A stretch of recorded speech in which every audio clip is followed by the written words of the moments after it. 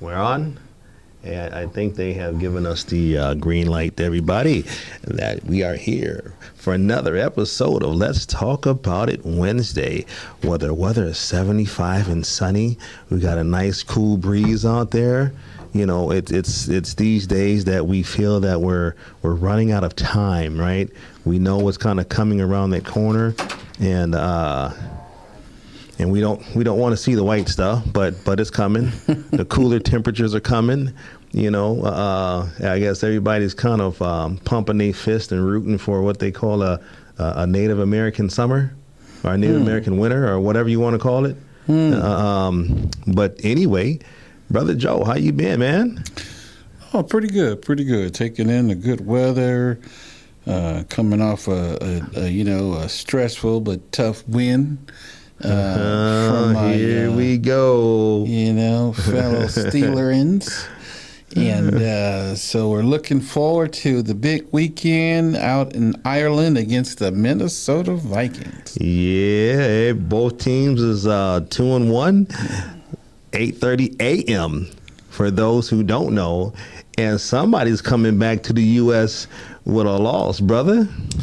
Yeah, we have decided to get the Vikings some nice little parting gifts. We know it's going to be tough on them to, come out of Ireland with that little whooping on them. But we're prepared to put the smack down and hopefully leave them with their horns on their head. Right. Bear with us here for just 1 second. As we are trying to get this stuff out to all of our listening and viewing audience here. I apologize. I think we're having a few little different things kind of going on here. Light kind of keep coming on and off and things, brother. I don't know if they done paid the light bill or... No, but we do want to definitely kind of thank CCX Create for everything that they do, for allowing us to be here each and every Wednesday to bring you news that you can use. Remember, this is a platform, for you, the community, to kind of come on and allow your voice to be heard. We haven't really said too much recently in regards to how important it is for you to kind of get to know your neighbors. There's a lot kind of going on in our society, in our communities, and it's just that much more vital, for us to kind of get to know our neighbors, kind of get to know what's happening in our communities and things of that nature. We definitely apologize for that light. If you're able to kind of see this light flashing on and off, I don't think that there's much we can kind of do about that too much right now. But before we kind of get off into what we're going to be talking about today, Brother Joe had already kind of jumped the gun, if you will, about the Steelers and the Vikes playing, this coming Sunday at 8:30. And he's talking about giving us some tissues, but that's okay. We're going to give him some of them Viking towels on the way back home. It's all good. It's all done in love. You know what I'm saying? The Minnesota Lynx, brother. 1-1, semifinals. Yeah. They lost a tough one in overtime by 6. I thought that they had that one kind of wrapped up and they were going to win by 2 or 3 points at the end there. But old girl got open in the corner and hit that big 3, tied it up and sent it into overtime. Yeah, the Lynx, though, traditionally, they lose one along the way, but they always find a way to put it together in the end and walk away with that championship ring. So I'm confident that the ladies will get it done in the next game. And we're hoping that they'll have some type of training for our Minnesota Timberwolves that these guys will be able to take into their season that would initiate a ring of some sorts. Well, there has been some work being done, from my understanding, as far as them kind of picking up what they think Philip Lee will be some additional assistance, especially down in the paint. To really kind of maybe open the floor a little bit more. Some young folks that are able to run that floor. So we'll see. I'm really excited for the Timberwolves. You know, we had a really great season last year. But I think the Wolves are up and coming, right? I think that we have some better days. We've definitely seen some rough days in the past, that's for sure. But yeah, you know, we'll see. We'll see. But other than that, you know, we was going to have some guests today. Unfortunately, our guest is not able to be here. They had some other things kind of come up at the last minute. So as you can see, some empty chairs next to us. Michael Chaney is, you know, he's been in the community, man, for forever. You know, great brother. He has a program, a nonprofit program called Project Sweetie Pie. Okay. And from what I know about Project Sweetie Pie is that he has been working with youth for a long time, young folks, you know, teaching them about gardening and farming and, you know, other different type of agriculture type of things. But then he also kind of ties that into a lot of other different things where he gets a lot of notoriety, you know, from what he's doing.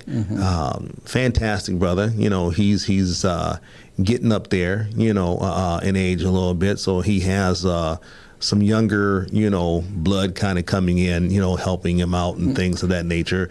I don't know, you know, those young brothers, you know, as well. I would definitely kind of mention the names. But again, you know, Michael Chaney and your crew, we definitely look forward to having you on, you know, here in the future to be able to talk more about Project Sweetie Pie.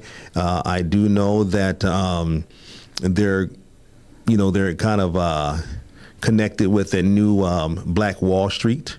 Okay. You know, and other different ventures or venues that are kind of happening in the city of Minneapolis, primarily north side of Minneapolis. Okay. So we definitely look forward to having Mr. Chaney and his crew on here in the near future to just dive in a little bit more about what Project Sweetie Pie is all about. Okay. But with that being said, Brother Joe, I'm going to go ahead and turn on over to you and, you know, hit him with that housekeeping rules and that famous backpack so we can go ahead and dive on into it. As you know, man, there's always just so many different things that's happening, you know, within our country and also just here within our backyard.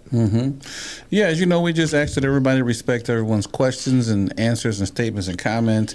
Remember, if you have any comments or statements that you'd like us to respond to, you can either text us, inbox us, or email us, and we'll do our best to respond to you on this show. And if we can on this show, the very next show. With that being said, you know, we start, middle, and end every show with that backpack. That backpack consists of making sure you have your driver's license and insurance with you before you get in that vehicle. Remember to place them above the visor. That way, if stopped by law enforcement, it won't be mistaken for a weapon. Remember to stay calm, keep your hands where they can be seen, allow the officer to go through his spiel, and always, always, always make it home to your loved ones. Same thing when walking down the street, make sure you get your driver's license or ID where it's easily accessible. Remember to stay calm, allow the officer to go through his spiel, keep your hands where they can be seen, and as always, always, always, make it on home to your loved ones. Real quick thing, you know, I don't know if you saw or not, but Russ Wilson benched by the Giants yesterday. Russell Wilson? Russell Wilson, a Hall of Famer, possibly. No. Benched by the Giants, who say they have a lack of confidence in his game going forward. And so I don't know if anyone has noticed, but, you know, we were kind of suspect about the decision to let Russ and Justin Field go. You know, both teams are kind of struggling with the Jets and the Giants out there in New York, and it's looking like that, you know, Aaron Rodgers, even though he's got a little bit of gum on his shoe, he's starting to get the ball off. He's averaging a couple of interceptions every week here. But if we can get him a little more stimulants, you know, some power drinks on the side, we think we might be able to get a couple more wins out of him. So we're going to see exactly what he does coming into the game this week against the Minnesota Vikings out in Ireland, where we expect to do our thing. And I don't know if anyone saw it, but specifically there's a store now in Ireland that has Steeler gear.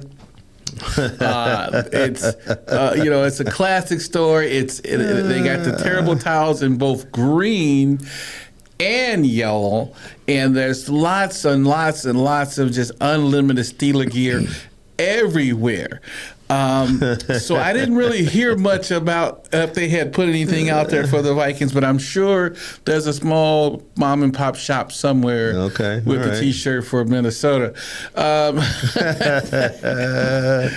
remember, you just don't know how to stop, do you? Okay, all right. Hey, you know what they say? The proof is in the pudding, baby. Yeah, black and yellow, black and yellow, black and yellow.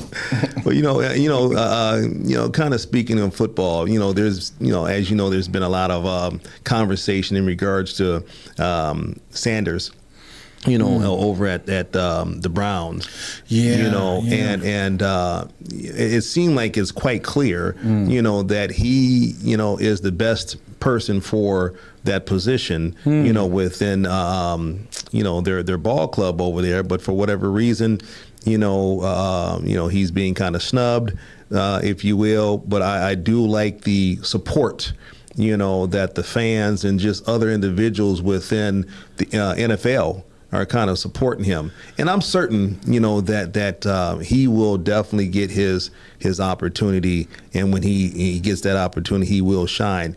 I don't necessarily know if that's going to be with Cleveland or not, as there's some discussion about him potentially wanting to kind of go other places. Yeah, I think that the Cleveland is definitely not going to let him go for right now. I mean, he was a draft pick.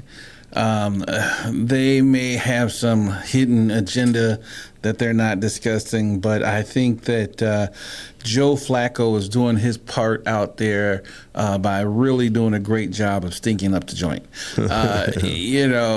Joe looks every bit of 45, and so he's doing his part to show up unshaved, with a little bit more gum on his shoe. Yeah, he's got an entire pack of Gorilla Glue on his shoe, and it's just not working for him.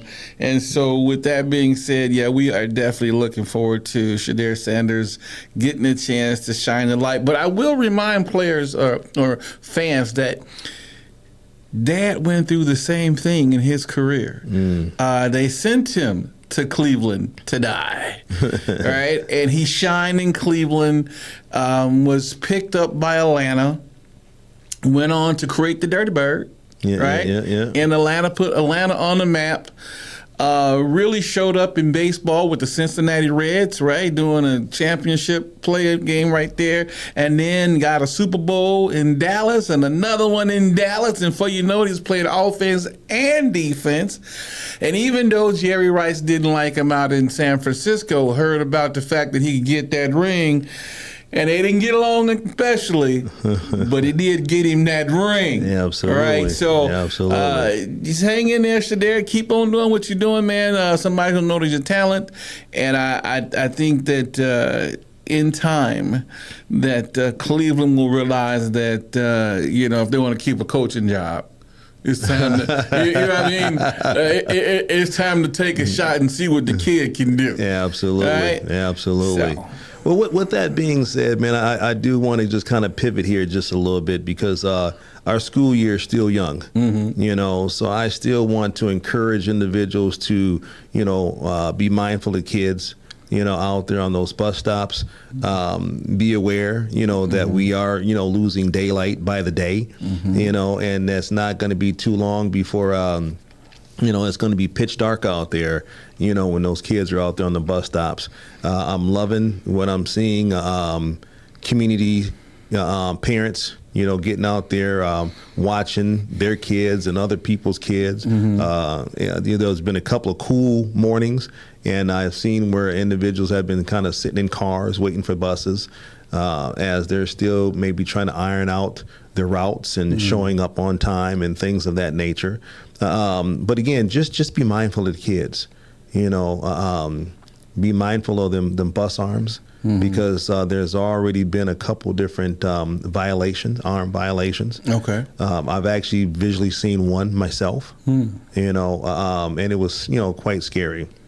But our kids are our future, and we have to protect them, at all costs. We see them in our communities, take a moment, just to chit chat with them. We know that some of our young folks, can not have a filter, but I also feel or believe that they know when someone is being genuine, with them and truly trying to help them, and give them some insight and some information. I know that can kind of be a challenge sometimes, if they don't want to hear it, and you kind of have that attitude that they don't care, or the mama don't care, or whatever the case may be. You get to talking about the household. Listen, we were all kids, at one point in time, and I can guarantee you we all, have done something, that wasn't necessarily representing your household, if you will, appropriately. But we can't give up on our kids. We have to make sure that we are doing what we need to do to, keep some type of hold and some type of prayer, and things of that nature upon our kids, because they go through a lot. Oh yeah. They're going through a lot too, and sometimes as we get to be adults, we don't necessarily see, what they're seeing. A lot of times we try to compare yesteryear to yesterday, and we just can't do that. I'm not saying that we need to, bow down, to our youth. Obviously we need to uplift our youth to where they need to be. But again, as we're talking about policing with compassion today, let's parent, with a little bit of compassion as well. But again, know where your kids are, what they're doing, who they're hanging out with, social media and all that other different type of stuff. So, yeah, I think it's important that we, refocus on our youth and start putting ourselves in a situation where we're actually generating funding and programs specifically set aside for the kids. I think that it's important that we remember that these kids need an agenda. Absolutely. And like you said, they haven't been here before, so it's important that we do show them, hey, these are the pitfalls coming up. This is why we're doing what we're doing. And take that extra time to really, really invest in these kids.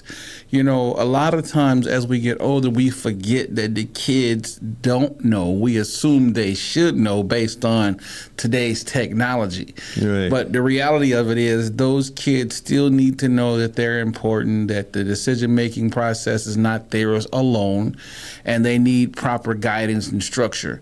And so once we get that in place, I'm sure we'll see a different outcome from what we've been seeing. But for right now, yeah, there are a lack of youth-orientated programs for kids ages 12 and older. And as a result of that, these are the kids that we're starting to see, in trouble during those critical times when they're making critical decisions with peer pressure and things of that nature. They're going down the road that's being acceptable to them because they're being accepted by those peers who are out there into negative behavior. So I always say it, and it, that we have to trade them something equal in value that's positive to get them away from the negative. And that is the only way we can do it, right? No such thing as bad kids, just bad choices. And so, get involved, be a part of this. Let's support the teachers, make sure they have what they need. And most importantly, in those schools, get that funding back in there so we can get those good teachers, bring back those after-school activity programs that the kids are now missing out on. Absolutely. Well, again, we were going to have a guest here, Project Sweetie Pie, who's unable to make it today. So we had to pivot just a little bit, and talk about policing, with compassion, and kind of what is that, what does that look like? And it's right in line with community-oriented policing. We've kind of touched on that quite a bit, over the course of time. However, it's something that we still need to kind of continue to keep in the forefront of our minds. Yes. You had said two things that always, sticks with me, and I just kind of want to repeat those things. Is number one is when you take something from somewhere or someone out of a community or whatever the case may be. You have to be able to give something back or replace it with something equal or greater. If you fail to do so, then that's when we're going to start to have some of the issues and concerns that we see, in our communities today. Yes, because a lot of what I see, because a lot, adults have this outcome of what we think life should be, and you need to do this, you need to do that. Right. But I think what's really being missed by a lot of students is just fun. Right? These kids aren't having fun. They're not enjoying life. They're not getting a chance. As a kid, when you're not supposed to have as many responsibilities, you're supposed to have a chance to really just live in the moment, right? Playground, lunchtime, my friends, right? Absolutely. Dad's taking me to the ball game. My uncle's, you know what I mean? These kids aren't having that look forward moment, and what's happening is, they see trauma. They're experiencing trauma, they're experiencing grief, but they're not getting a chance to actually just experience a day of fun. Absolutely. Right? Just hanging out, right? They're forced to deal with adult situations for whatever reason. And as a result of that, they're looking for ways to self-medicate. And here's why we're getting, kids that are using drugs at such a younger age. And I don't think it's the fact that the parents aren't necessarily home. I just think that without an agenda, kids are kind of left to their own, and they definitely need an agenda. But I will say this.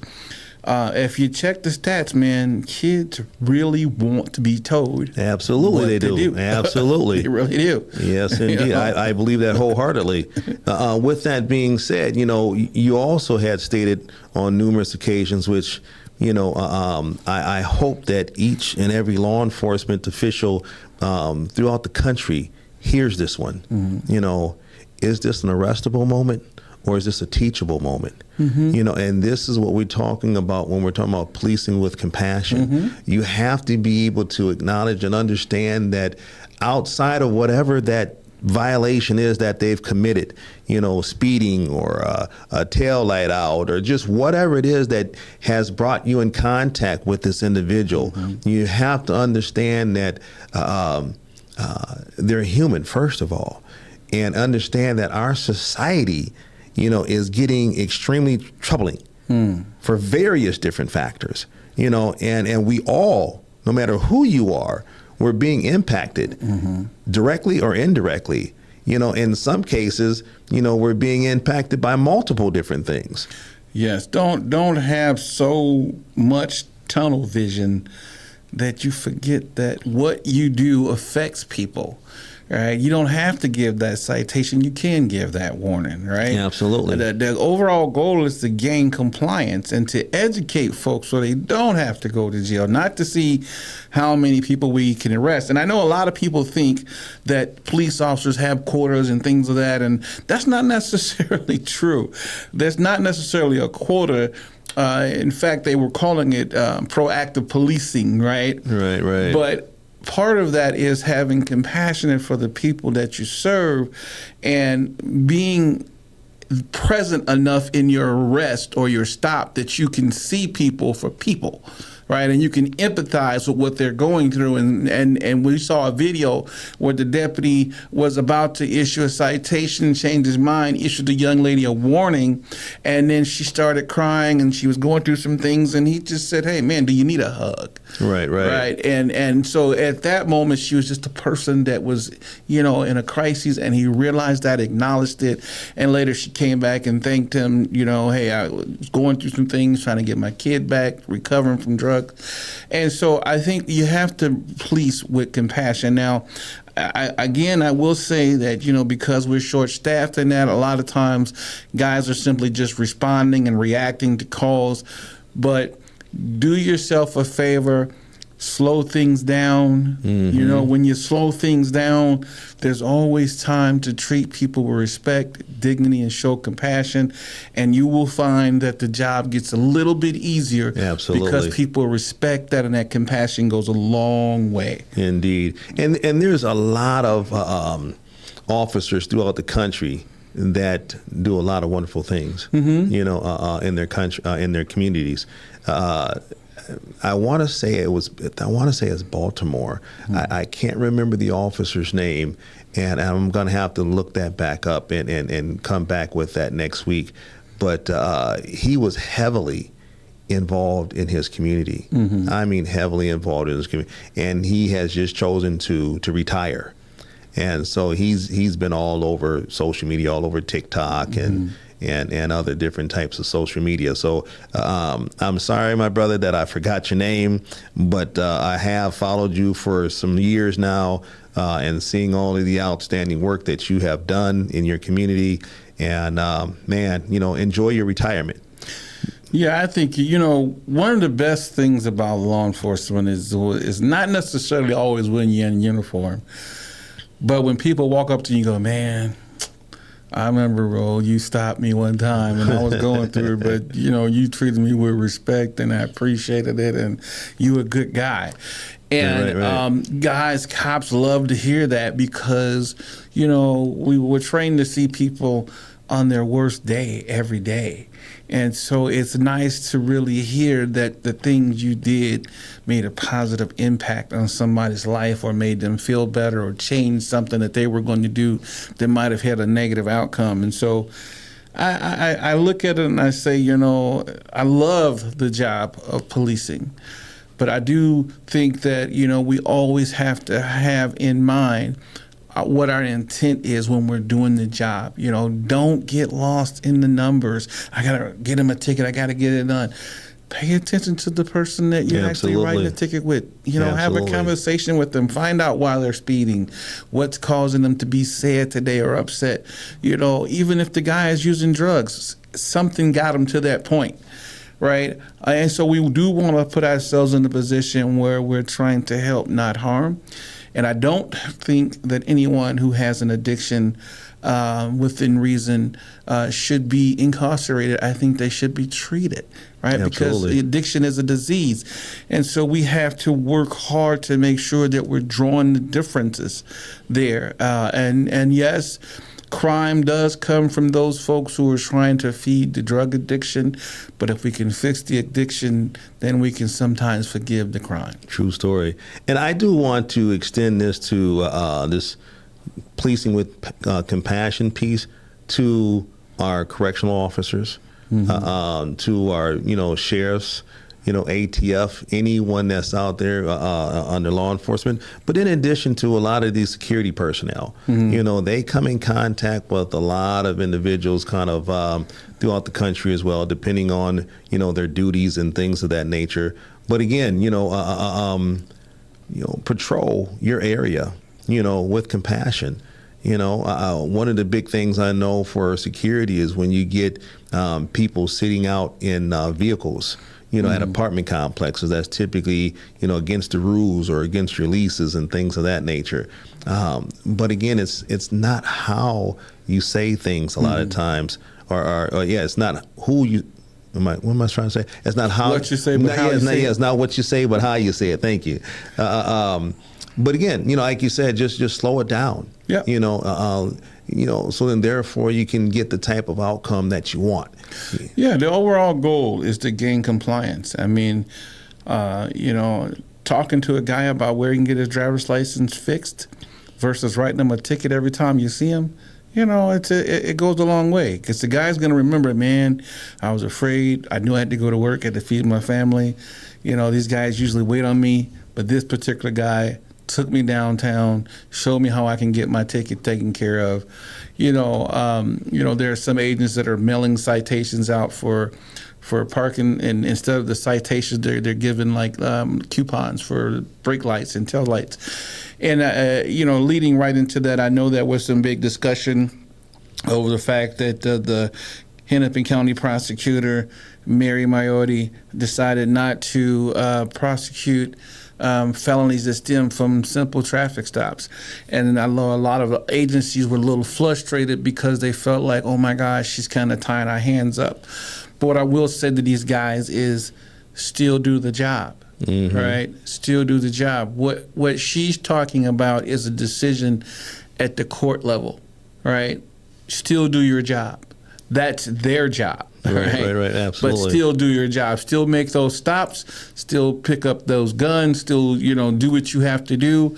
At some point, once we're doing the job, the county will take a second look at it and decide, okay, here's what's stemming from this. But just do the job, guys. And if you're doing the job properly, there's not a whole lot of change there. You're still pulling people over. You're still following up on those hunches. You're still following your ducks, your steps in place to make sure you're doing a proper search and that it's reasonable, articulable suspicion that led you there. And so when you do that, you're going to be fine. So don't push the panic button. I saw the sheriff on there kind of rallying the troops. It was nice to see her behind the troops, even though it took a couple years. So, but I do want the guys to know that this is what policing is all about. Right. Community making adjustments as what they feel we should and should not enforce. Remember, we're not makers of laws; we're enforcers. Right. And so we're enforcing what the community wants to see enforced. I think Mary's position is based on the feedback she's been getting from the community in terms of people complaining about this number of stops and the manner in which they're being stopped and the things are being stopped for. Now, we know that there's always a possibility that there's other things occurring in those vehicles, which is why our cops still have to remain at that level of safety to ensure that once everything is good, we can let you go on your way or do what we have to do, but you still have to do the job. Absolutely. Well, I think that, Miss Moretti meant well. I think that she had good intentions. Mm-hmm. What I will say, there's no such thing as a simple stop, first of all. No. And we know that there are other, underlying, factors, when we're talking about police, and community, especially when we're talking about brown and blacks,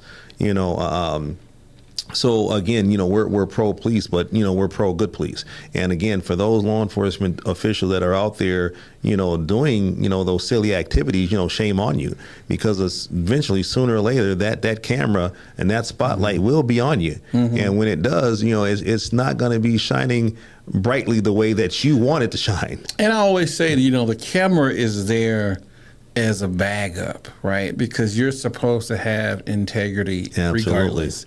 And so you took the job because you hold yourself to a higher standard than the average guy.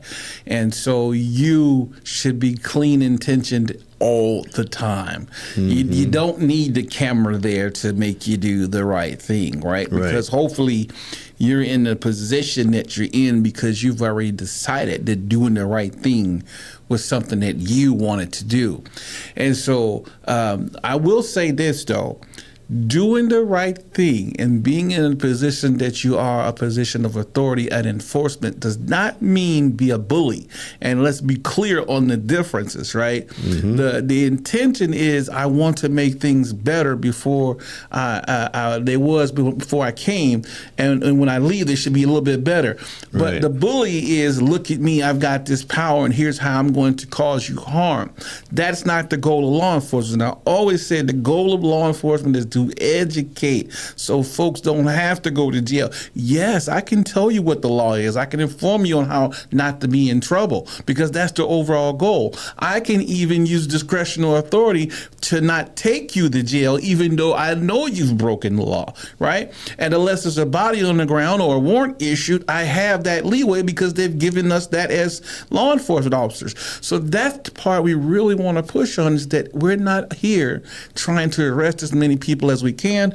And as a result of that, I say to help us with policing and compassion, I want to encourage more agencies to move back away from the unmarked cars as much as possible, right? Unless they're detectives or something. But let's try and utilize those more marked vehicles so that we get preventative care, right? We want people to see us coming. We want them to stop behaviors. We want them to not do those behaviors. And so that's the compassion that we want to have. We want you to see that we're out and about in the community, especially since we're short-staffed. We definitely want to be present. Absolutely. And again, just kind of piggyback, when we're talking about compassion, I really like, the nonprofit, entities that are out there doing a lot of community work, boots on the ground, making those connections. Yes, I would like to see a lot more, transparency, for them to let the community know, the dollars that they have received, kind of where those dollars are being spent, how many individuals they have made contact with, what are the resources that they're offering, things of that nature. That's always going to go a long way. So then therefore individuals are not guessing or assuming, coming up with comments about poverty pimping and things of that nature. It's just extremely important. And I know it's going to be hard in terms of budget, but if you're going to have these community groups out here, I still think we need to have a cop with them. I still think that each group needs to have at least one cop at those sites, because we need those guys to have an avenue of connection, right? They need to be able to answer questions in real time. This guy's over here fighting, maybe it's, too many guys to handle, but we can at least key up the radio to dispatch and get a faster response. I hate having people just kind of out there winging it, so to speak. And then once something tragically happens, then we'll go, oh, yeah, we should have gave them vests that were Kevlar. We should have had them have radios where they could have communicated with the PD. So I think that we need to at least have at least one officer or one car specifically assigned to those areas that we're targeting as high impact, high risk areas, for those folks to know, yep, there's a cop right down the street or a block away, or, something that they know for sure they can do besides dialing 911. I do want to say, I know a lot of the things that we talk about, we're in a, safe, controlled environment, but yet we do acknowledge that they're, short kind of throughout the country, so obviously some of the stuff that we talk about would definitely be nice. Obviously, in a lot of cases, it's not, possible, because they're so short. And this is where, we need to kind of get creative. Yeah. And as we kind of talked a little bit about before is does a new person kind of coming in, does it take a 2-year degree, for him or her, to go to school before they're even eligible to fill out an application? Right. Does it take, 4 to 6 months, to get hired, and go through the background and all that other type of stuff, and then another 3 months or 4 months or whatever it is on FTO and things of that nature. We're talking a good 3+ years, before a lot of stuff is done. And that's why I say that compassion that the lay citizen genuinely has, that wants to make a positive difference. Rule number one in policing is you don't have to be a scientist to be a police officer, right? We need you to have lived experience, compassion for your neighbor, and want to make a difference. We're going to give you the tools to do it professionally and proper, but the common sense part of it, we need you to just come with.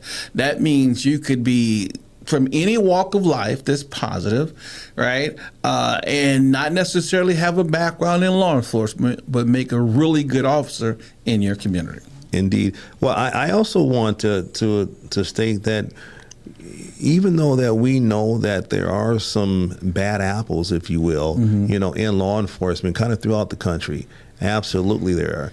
And those individuals, should be weeded out. They need to be fired. And if they do something too silly, well, they need to be convicted of their crimes as well. But we also know that we have, individuals, community members that are in our communities that are doing these bad and negative things as well. And this is where we need to discontinue trying to protect them, because we think, feel, or believe, or we say that we need to police ourselves. We need to police, our own and things of that nature.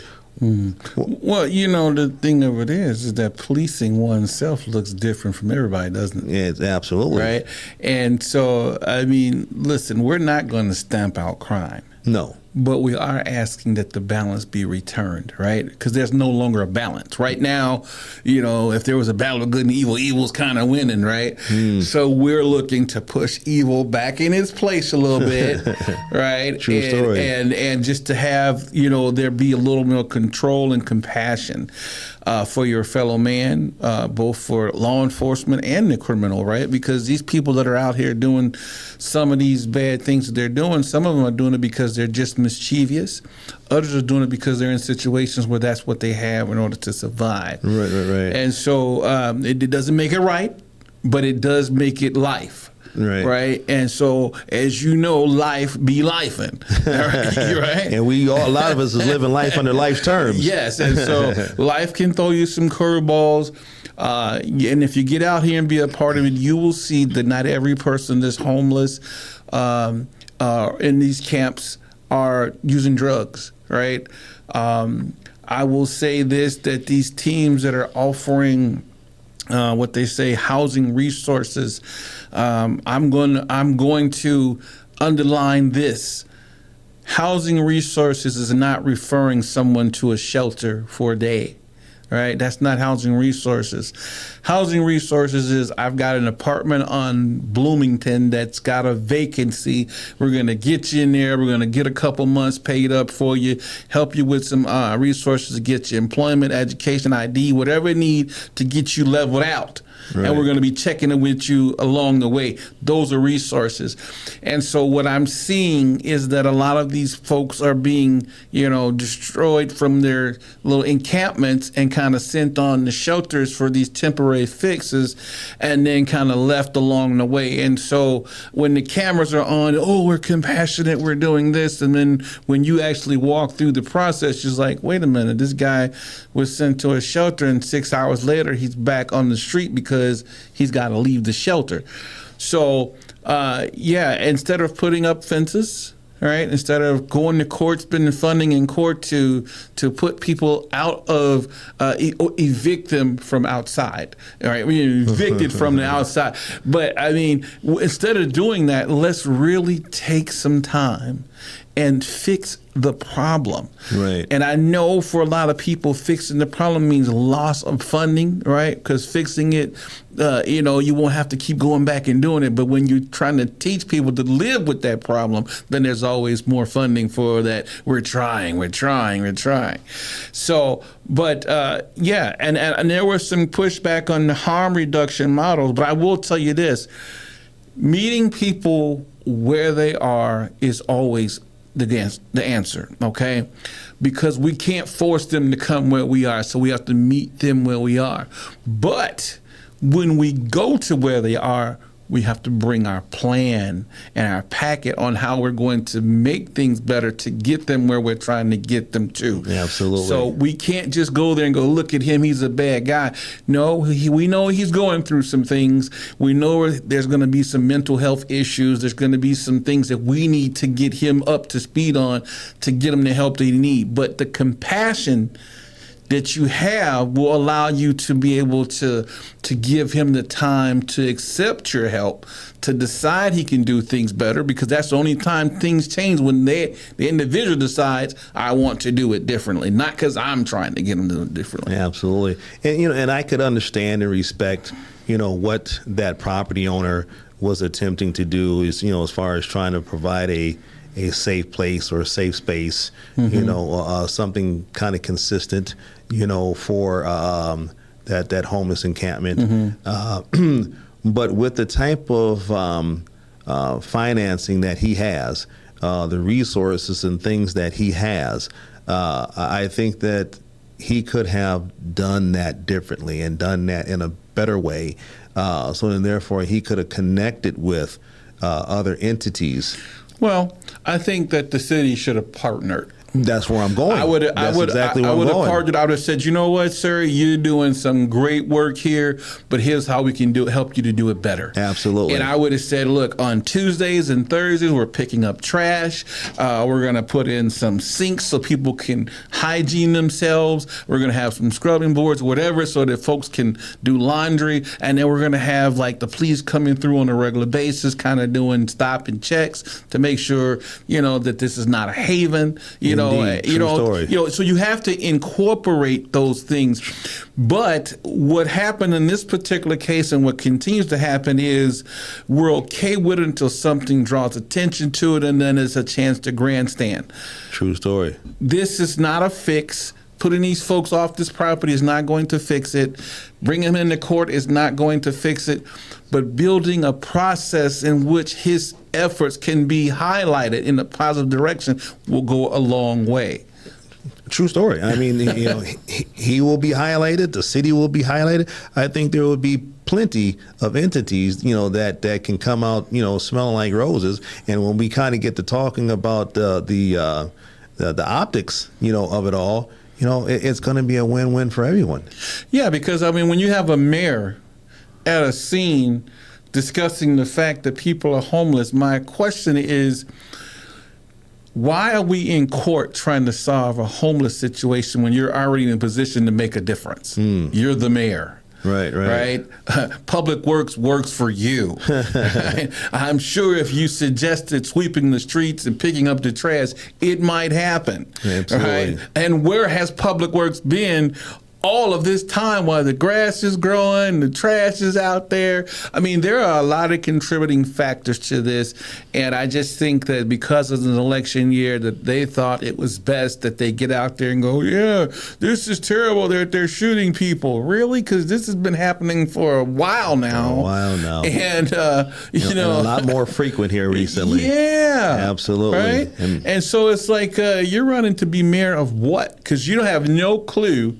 Right? What's really happening on the streets? Don't just show up when something happens.